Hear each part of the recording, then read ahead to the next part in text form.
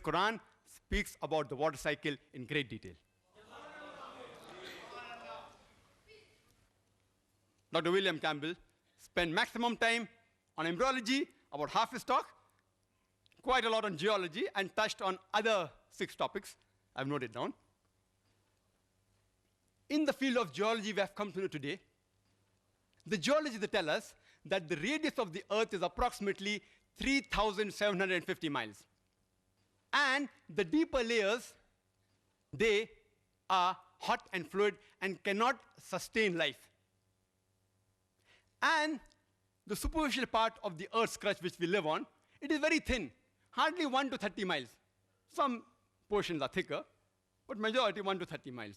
And there are high possibility that this superficial layer, the Earth's crust, it will shake. It is due to the folding phenomena which gives rise to mountain ranges, which gives stability to this Earth. And Quran says in Surah Naba, chapter number 78, verse number 6 and 7, we have made the earth as an expanse, wal jabala autada, and the mountains as stakes. The Quran doesn't say mountains were thrown up as stakes. Mountains as stakes. Arabic word autad means stakes, meaning tent peg. And today we have come to know, in the study of modern geology, that mountain has got deep roots. This was known in the second half of the 19th century. And the superficial part that we see of the mountain is a very small percentage. The deeper part is within. Exactly like a stake, how it is driven in the ground. You can only see a small part on top, the majority is down in the ground. Or like a tip of the iceberg, you can see the tip on the top, and about 90% is beneath water. The Quran says, in Surah Ghashiyah, chapter 88, verse number 19, and Surah Naziyat, chapter number 79, verse number 32, wal jibala arsaha, and we have made the mountain standing firm on the earth. Made the mountain standing firm on the earth. Today, after modern geology has advanced, and Dr. William Campbell said that, by the theory of plate tectonics, it was propounded in 1960, which gives rise to mountain ranges. The geologists today do say that the mountains give stability to the earth. Not all geologists, but many do say. I have not come across a single geological book, and I challenge Dr. William Campbell to produce a single geological book, not his personal correspondence with the geologist. That doesn't carry weight. His personal correspondence with Dr. Keith Moore, documented proof. And if you read the book, The Earth, which is referred by almost all the universities in the field of geology, one of its authors by the name of Dr. Frank Press, who was the advisor to the former president of USA, Jimmy Carter, and was the president of the Academy of Sciences of USA. He writes in his book that the mountains are wedge-shaped, it has deep roots within, and he says that the function of the mountain is to stabilize the earth. And the Quran says, in Surah Anbiya, chapter number 21, verse number 31, in Surah Luqman, chapter 31, verse number 10, as well as in Surah Nahl, chapter number 16, verse number 15, that we have made the mountain standing firm on the earth, lest it would shake with them and with you. The function of the mountain in the Quran is given to prevent the earth from shaking. Nowhere does the Quran say that the mountain prevents the earthquake.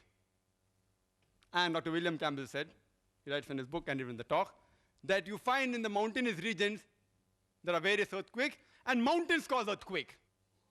Point to be noted, nowhere does the Quran say that mountain prevents earthquake. The Arabic word for earthquake, as Dr. William Campbell knows Arabic, is zilzal or zalzala. But the words used in these 3 verses I quoted, it is tamida. Tamida means to shake, to sway, to swing.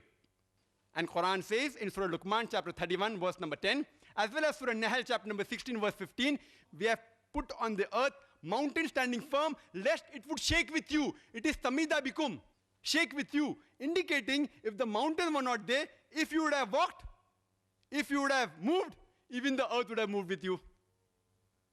If you would have swayed, even the earth would have swayed with you. And we know normally when we walk on the earth doesn't shake. And the reason for this is, according to Dr. Frank Press and Dr. Najjar, who's from Saudi Arabia, and he wrote a full book on geological concepts in the Quran, answering almost everything what Dr. William Campbell has said in detail. And Dr. William Campbell, in his book, he writes that if mountains prevent the shaking of the earth, then how come you find earthquake in the mountainous regions? I said, nowhere does the Quran say mountain prevents earthquake. Earthquake is zilzal. And if you see the definition in the Oxford Dictionary, it says, earthquake is due to convulsion of the superficial crust of the earth due to release of compressed seismic waves due to crack in the rock or due to volcanic reaction. The Quran speaks about zalzala in Surah Zalzal, chapter 99, but here it speaks about tamida bikum, to prevent the earth from shaking with you. And in reply to the statement that if mountains prevent earthquakes, how come you find earthquakes in mountainous region? The reply is that if I say that medical doctors, they prevent the sickness and disease in a human being, and if someone argues, if doctors prevent the sickness and diseases in a human being, how come you find more sick people in the hospital where there are doctors than at home where there are no doctors?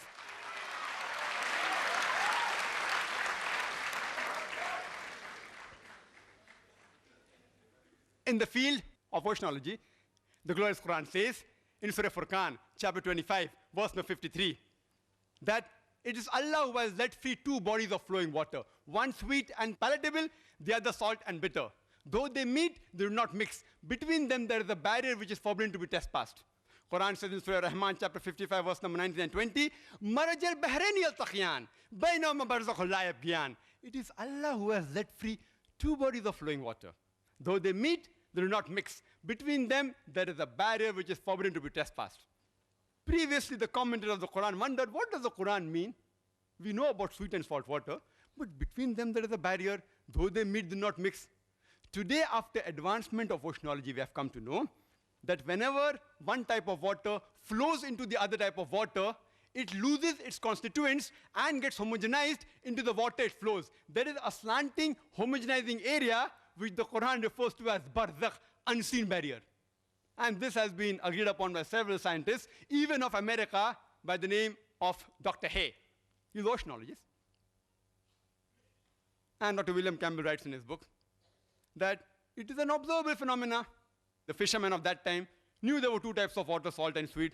So Prophet Muhammad, during the expedition to Syria, he may have gone in the sea, or he might have spoken to these fishermen. Sweet and salt water is an observable phenomena, I agree.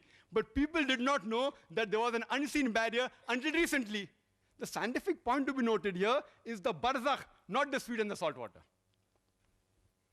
In the field of embryology, Dr. William Campbell spent approximately half of his talk on that. Time will not permit me to reply to every small thing which are illogical. I'll just give a brief reply, which will be satisfactory, inshallah.